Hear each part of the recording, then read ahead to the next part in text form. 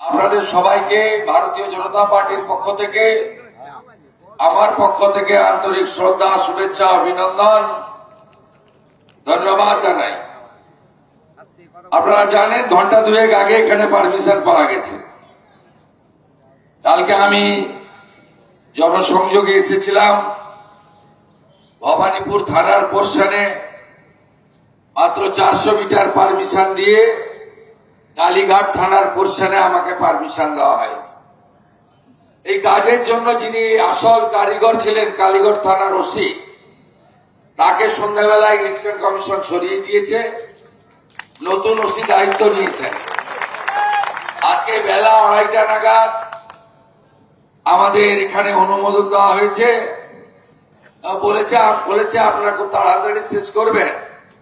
তো 5:30টার সময় ওটা পৃথিবীর সবচেয়ে বড় মিথ্যাবাদী, চোরেদের রানী, তিনি তার পাড়াতে সভা করবেন। ওনার অবস্থা খুব খারাপ, উনি সভা ছেড়ে পালিয়ে যাচ্ছেন এবং ওনার এলইডি আলো আছে, পুলিশ আছে, সিকিউরিটি আছে, ওনার মঞ্চে সরকারি লোকেরা আছে, সমস্ত সিটিং ফিটিং ইটিং সব ব্যবস্থা আছে। চেয়ার গুলো ফাঁকা, চেয়ারে কোনো লোক নাই। তাই উনি রেগে ভেগে সব ফেলে দিয়ে পালাচ্ছেন। ওনাকে পালাতে হবে 4 তারিখে বেলা 12টার সময়। কলকাতা থেকে ইউরোপে যাওয়ার কোনো ফ্লাইট নেই। আপনি দুবাই যাওয়ার ফ্লাইটের টিকিট কেটে রাখুন, আপনাকে আমরা ছাড়বো না। আপনি যা করেছেন 15 বছর ধরে অত্যাচার, সব হিসাব আপনার হবে, আপনি নিশ্চিন্ত থাকুন। আর এই এলাকায় বাক্স খুললে দেখবেন, ইভিএম খুললে একটা ভোটও মমতা ব্যানার্জি পাবে না। আমি আপনাকে দায়িত্ব নিয়ে বলে গেলাম। এখানকার মানুষজন ভীষণ কষ্টের মধ্যে আছেন এবং তারা, আমি একটু দূরে গাড়ি থেকে নেমে গেছিলাম, কারণ আমাকে তো প্রতি পদে পদে বাধা দিচ্ছে, পতাকা ছিঁড়ছে, ব্যানার ছিঁড়ছে, কিন্তু পারছে না, পিছু করতে হচ্ছে। আমি হেঁটে হেঁটে আসছিলাম, অন্তত 100টা লোক আমাকে কানে কানে বলল যে একদম আমরা ঠিক করে রেখেছি, জন্মেছি মোরা হিন্দু কুলে, ভোটটা দেব পদ্ম ফুলে। আপনি চিন্তা করবেন না, এই জামাতি মমতা ব্যানার্জিকে কেউ ভোট দেবে না। আমি যখন কালীঘাটের মন্দিরে পূজা করতে যাই, উনি তখন রেড রোডে নামাজ পড়েন। আপনারা নিশ্চিন্ত থাকুন, যে গুন্ডাগুলো গুন্ডামি করে এখানে কার্তিক ব্যানার্জির সঙ্গে তোলা তুলে যারা নামগুলো বলছে, এলাকা ছাড়ুন, গর্তে ঢুকে যান, নইলে পালান বাইরে। 28-29 তারিখ রাস্তাতে দাদাগিরি করতে দেব না। এরা হলো রিঙ্কু, বাপ্পা, পূর্ণ এবং লালটু। আপনাদের বলে গেলাম, এবারে অন্যরকম ভোট দেখবেন। মানুষ নিজের ভোট নিজে দেবে এবং কোন গুন্ডাগর্দি এখানে করতে দেব না। ভারতীয় জনতা পার্টি পশ্চিমবঙ্গে সরকার তৈরি করছে, এটা 8 থেকে 80 সবাই জেনে গেছে। আজকেও আমি সকাল থেকে অন্তত কয়েক হাজার ভবানীপুর বিধানসভার ভোটারদের সঙ্গে মিলিত হয়েছে।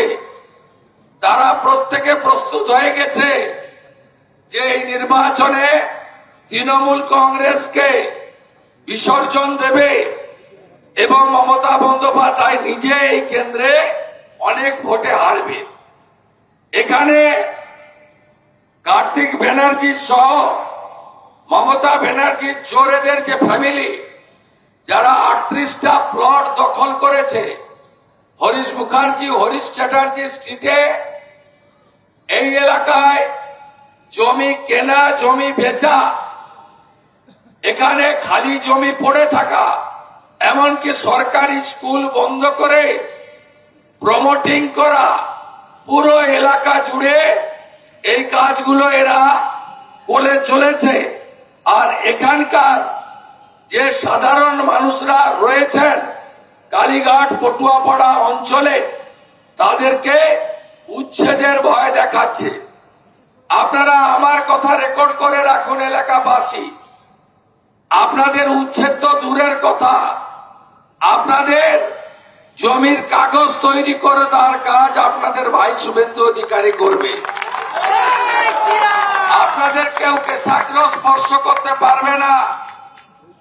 আপনারা সবাই মিলে 29 তারিখে 1 নম্বর ইভিএম এ বোতাম টিপে আপনারা ভারতীয় জনতা পার্টিকে জেতাবেন।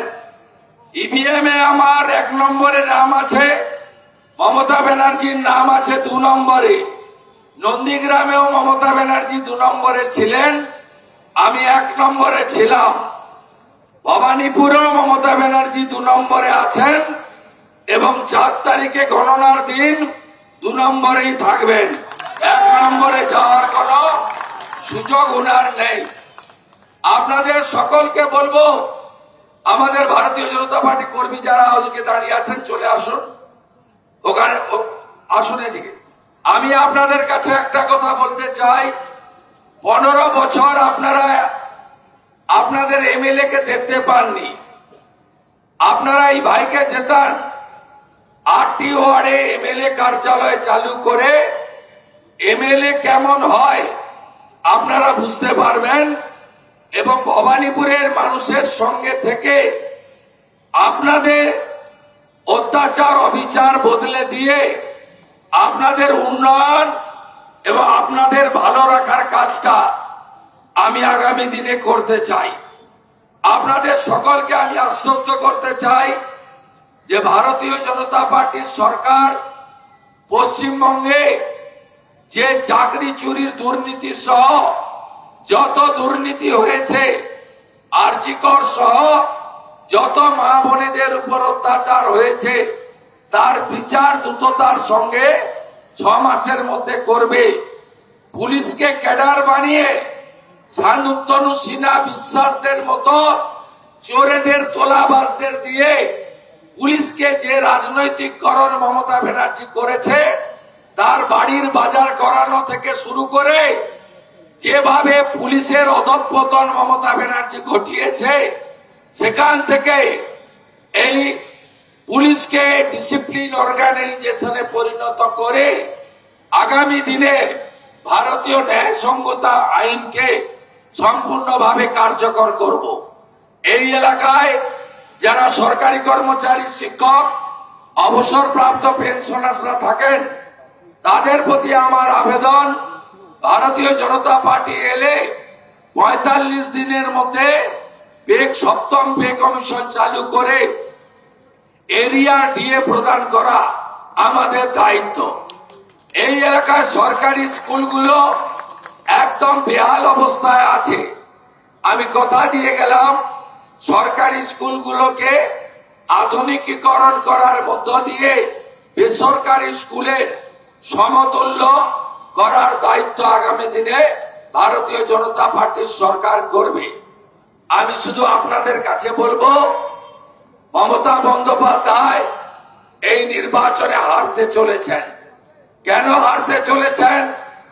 শুধু ভবানীপুর নয়, গোটা রাজ্যে গত 15 বছর ধরে যেভাবে বাংলাদেশি মুসলিম অনুপ্রবেশকারী ঢুকিয়ে তিনি জনবিন্যাস বদলে দেওয়ার কাজ করেছেন, যেভাবে লক্ষ লক্ষ হাজার হাজার ছেলে মেয়ের চাকরি চুরি করে আজকে শিক্ষিত বেকার যুবক যুবতীদের পথে বসিয়েছেন, যেভাবে RG Kar, Kasba law college, Durgapur medical college সহ কোন মা বোন বেটি এই রাজ্যে সুরক্ষিত নয়।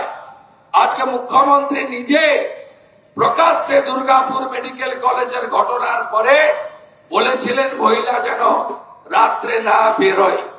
এই জায়গা থেকে বাংলাকে বের করে আনতে গেলে ভারতীয় জনতা পার্টিকে জেতাতে হবে এবং ভবানীপুর বিধানসভা কেন্দ্রে আপনারা বিজেপি প্রার্থী হিসেবে আমাকে আশীর্বাদ করবেন। আমি সমগ্র হিন্দু সমাজকে বলবো, মমতা বন্দ্যোপাধ্যায়ের আমলে পশ্চিমবাংলায় যেভাবে হিন্দু নির্যাতন হয়েছে, হিন্দু দেবদেবীর উপর উপর আক্রমণ হয়েছে, হিন্দুরা ধর্ম পালনে ব্যাঘাত ঘটানো হয়েছে, এর প্রতিবাদ 29 তারিখে ইভিএমে করতে হবে। 47-এ আমরা দেশ ভাগের সময় হিন্দু পলায়ন দেখেছিলাম, আবার দেখলাম মুর্শিদাবাদে 1.5 বছর আগে যখন মুর্শিদাবাদে ধুলিয়ান শামসেরগঞ্জের ঘটনা ঘটে, তখন বেদবোনা, জাফরাবাদ সহ 10টি হিন্দু গ্রামের হিন্দুদের এক কাপড়ে ফরাক্কা নদী পেরিয়ে বৈষ্ণবনগরে পালাতে হয়েছে। মমতা বন্দ্যোপাধ্যায় শুধু মুর্শিদাবাদ নয়, মালদার মোথাবাড়ি থেকে, মুর্শিদাবাদের বেলডাঙ্গা থেকে, সামনেই মহেশতলা, সেখানে বিধর্মীদের হাতে তুলসী মঞ্চ পর্যন্ত আক্রান্ত হয়েছে পুলিশের সামনে। গোটা রাজ্যে দুর্গাপূজার বিসর্জনের দিন বদলে দেওয়া হয়েছে মহরমের শোভাযাত্রার জন্য। এই মুখ্যমন্ত্রীর আমলে দুর্গা ঠাকুর আক্রান্ত হয়েছেন, দুর্গাপূজায় বাধা দেওয়া হয়েছে। ফালাকাটাতে দুর্গা মণ্ডপে ঢুকে বলা হয়েছে এখানে চণ্ডীপাঠের মাইক লাগানো যাবে না।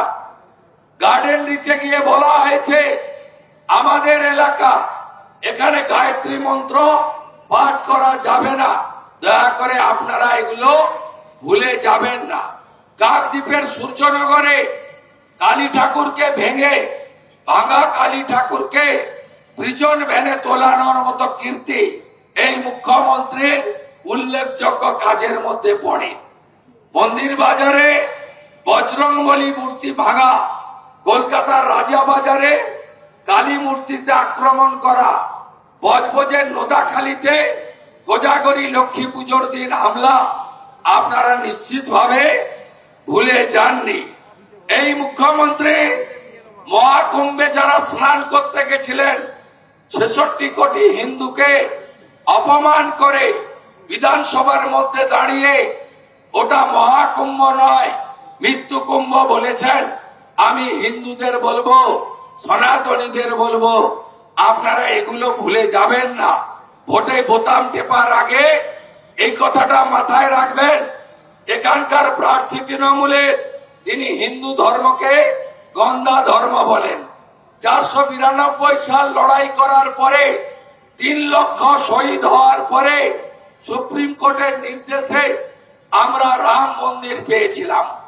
আমরা রাম মন্দির উদ্বোধনের দিন 2024-এর 22 জানুয়ারি আমরা দেখলাম একমাত্র মুখ্যমন্ত্রী যিনি পার্ক সার্কাসে রাম মন্দির মানি না বলে মিছিল করলেন।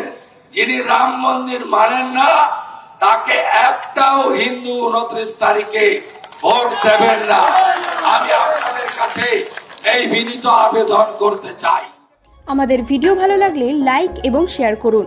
কমেন্ট সেকশনে গিয়ে জানান আপনাদের মতামত।